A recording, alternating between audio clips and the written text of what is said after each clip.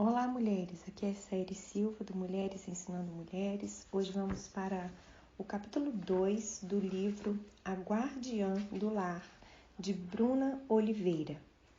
Vamos lá? Capítulo 2, Remindo o Ambiente.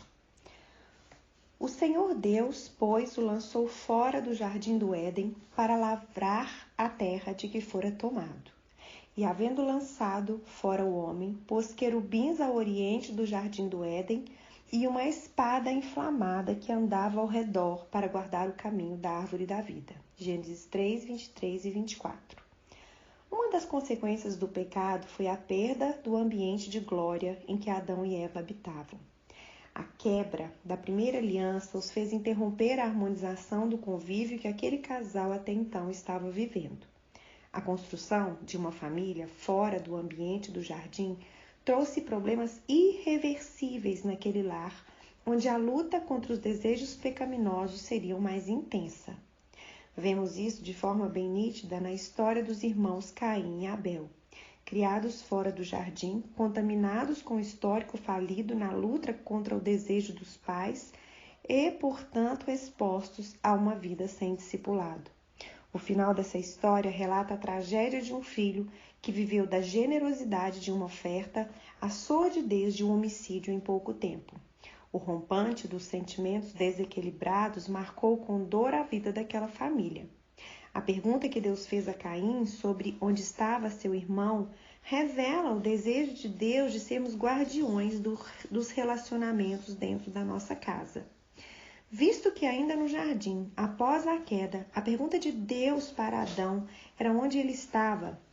Agora, fora do Éden, a preocupação não é só em como um estaria, mas o quanto de generosidade havia em se relacionar com o outro. É como se aquela família fosse reconstruir aquele ambiente através dos relacionamentos responsáveis. Caim não quis se responsabilizar por seu irmão e teve sua atitude reprovada por Deus, mais uma vez perdendo o ambiente, sendo expulso da terra. A quebra de aliança de Adão com Deus resultou na quebra de aliança de Caim com seu irmão, e o ambiente que era para ser remido pelo homem acaba sendo contaminado pelo mesmo através do sangue inocente de Abel derramado naquele homicídio. Mesmo com tamanha dureza de coração do homem, Deus não desiste de ensiná-lo. Através da vida e família de Noé, percebemos o Pai nos ensinando a restaurar ambientes. Na criação, Deus fez o jardim. Na remissão, era o homem que teria que construir um ambiente, e assim fez Noé por décadas, trabalhando em um resgate na transformação de um ambiente através do modelo da arca. No livro de Marcos, no capítulo 6, vemos o quanto a falta de um ambiente de honra pode impedir que vejamos milagres e curas. As pessoas não acreditavam que um filho de pessoas tão comuns como José e Maria teria tanta condição de ensinar o que estava ensinando, o que acabou resultando em uma reunião sem milagres. Poucas curas e a denúncia de Jesus no versículo 4, de que o profeta não tem honra em sua própria casa. Em Gênesis, o capítulo 27, relata a história da família de Rebeca, em que Isaac, seu marido já idoso e com dificuldade para enxergar, manda seu primogênito Esaú caçar e preparar uma refeição para ele a fim de que pudesse comer e o abençoar antes de morrer. Ou seja, a palavra de bênção na vida daquele filho só seria liberada a partir de um ambiente de honra construído por ele. Na ocasião, Rebeca, preocupada com a conversa do seu marido, decide criar um plano para que Jacó fosse abençoado no lugar de Esaú.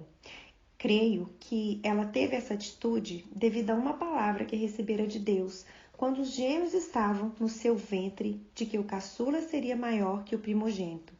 E por talvez o ambiente familiar não apresentar o acesso para que isso pudesse acontecer, visto o coração tendencioso de Isaac a se relacionar melhor com Esaú do que com Jacó, porque o primogênito era um caçador, ou seja, havia um relacionamento por identificação naquela casa.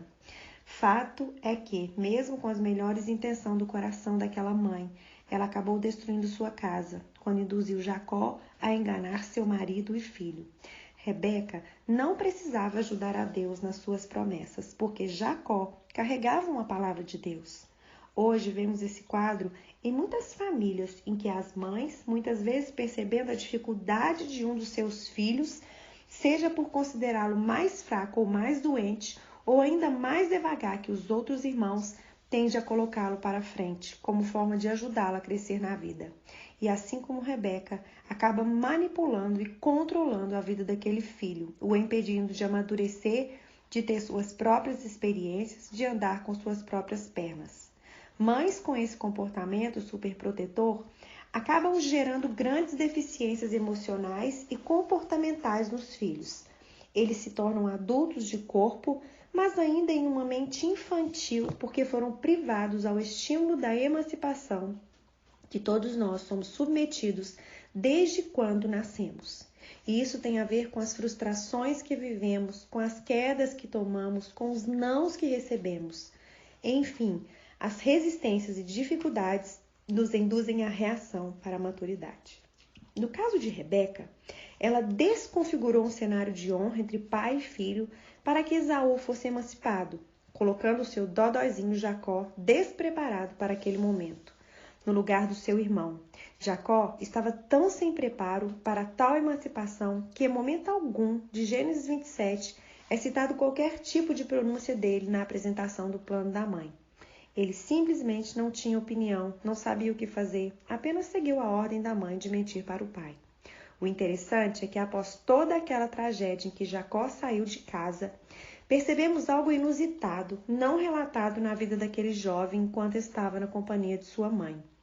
A Bíblia diz que no caminho para a casa de Labão, Jacó tem uma experiência com Deus e levanta a coluna de Betel como sinal daquele acontecimento. Muitas vezes a superproteção da mãe acaba também atrapalhando o filho de ter experiências com o próprio Deus. E somente quando esses filhos saem da companhia dessas mães é que conseguem se relacionar com Jesus. O cenário de desonra familiar provido pela falta de sabedoria daquela esposa trouxe consequências graves naquele relacionamento.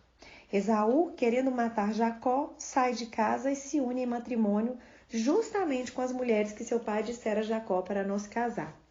Talvez aquele jovem poderia ter feito isso por rebeldia e vingança contra a família. A Bíblia não menciona um altar que Esaú levantou para Deus durante sua história, nos dando a entender que, talvez, tal fato o fez até mesmo se desviar da fé da família. Jacó sai de casa para morar com Labão e Rebeca, nunca mais o vê. Jacó sofreu muito para ser transformado em um homem, aquilo que Rebeca impediu, não deixando seu próprio marido discernir o tempo certo para o mancebo enquanto este estava em sua companhia. Labão a assumiu e, através das frustrações do trabalho, do casamento e tantas experiências vividas fora do lar, Jacó é transicionado em homem e, depois de maduro, decide fazer o caminho de volta. O interessante dessa história é que antes de Jacó lutar com o anjo para ter sua identidade transformada, a ponto do anjo perguntar para Jacó seu nome e este precisar confessá-lo, pois Jacó sabia que havia saído de casa na identidade de Esaú, que para ser abençoado na sua promessa, precisaria confessar quem ele era de fato. E após a confissão, o anjo o abençoa e profere seu novo nome, Israel, declarando a bênção na vida de Jacó. Ele decide se reconciliar com seu irmão e para isso prepara um ambiente de honra para Esaú. Gênesis 33, fazendo uma procissão de ofertas chegarem a Esaú antes de, enfim, abraçar seu irmão. Por muitas vezes, questionei essa atitude, pois dava uma ideia de que Jacó queria comprar o perdão do irmão. Mas percebo hoje que, na verdade, Jacó estava remindo um passado, reposicionando Esaú na identidade dele, porque naquela época o primogênito era abençoado não só com uma palavra, mas também com uma herança maior. Quando Jacó faz chegar até o irmão aquela quantidade extravagante de ofertas, o que está sendo dito por trás daquele ambiente é que Jacó estava devolvendo o lugar do seu irmão, o reconhecendo como maior, recolocando-o no lugar de primogênito. Ele estava remindo o ambiente familiar através daquela atitude de honra em reconhecer a posição que aquele irmão tinha na família, independentemente do passado e de quem Esaú se tornara. E o final da história relata uma cena incrível de reconciliação familiar através da remissão do ambiente.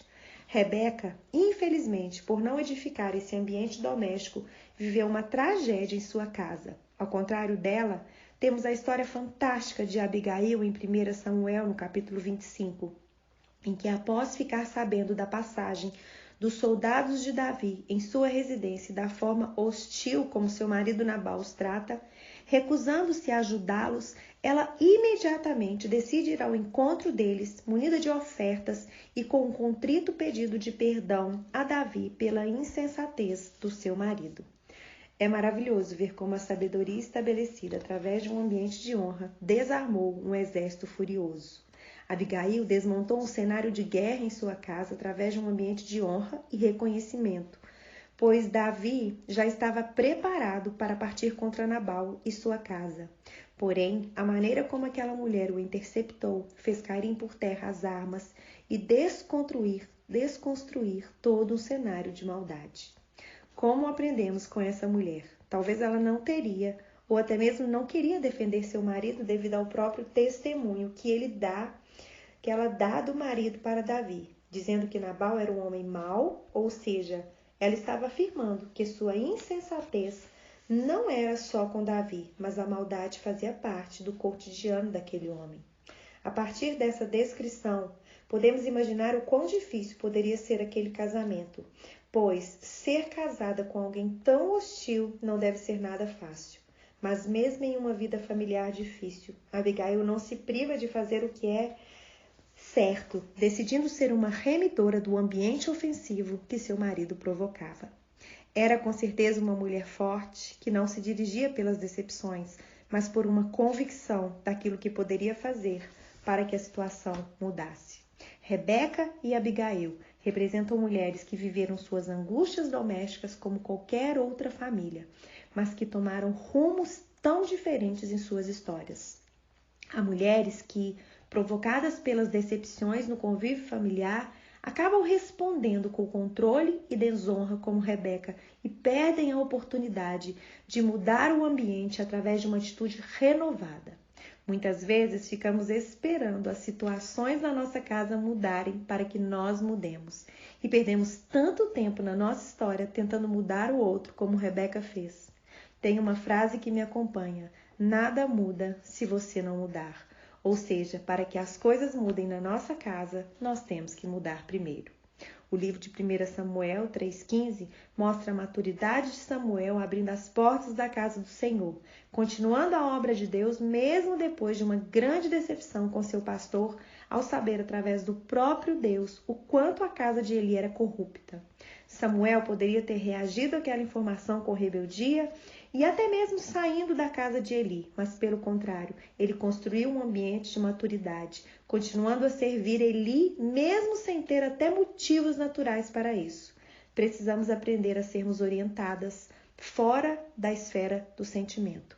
Os sentimentos nos dirigem à insensatez e podem nos fazer perder grandes oportunidades de estabelecermos um ambiente de transformação em nossa casa. Terminamos o capítulo de número 2 e que você seja uma mulher que imite Abigail. Em nome de Jesus.